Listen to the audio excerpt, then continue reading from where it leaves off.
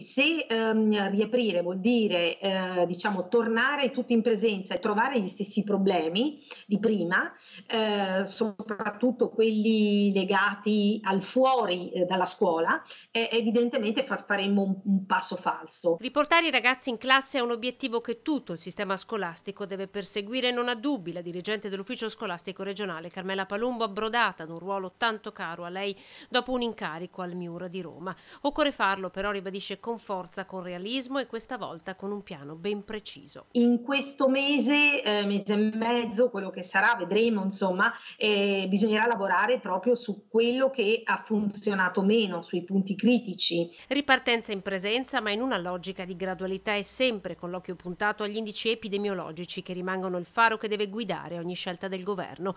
Ad oggi in Veneto, dalla ripresa dell'attività scolastica, sono stati chiusi per microfocolai soltanto alcuni plessi. Il contact tracing ha dato segni di difficoltà, soprattutto nell'ultimo periodo. I ragazzi hanno dato prova di grande maturità, ha sottolineato Palumbo dal suo ufficio veneziano dopo gli ultimi incontri proprio con i presidenti delle consulte studentesche del Veneto che in questi giorni hanno manifestato. Noi pensavamo che nel nostro mondo, diciamo, avanzato, civilizzato, il diritto all'istruzione fosse qualcosa di acquisito, no, di scontato. E invece questi eventi ci stanno dimostrando che ci dobbiamo a volte conquistare anche diritti, riconquistare diritti che diamo per scontati. Quindi, grande ammirazione e rispetto per queste, manifestazioni.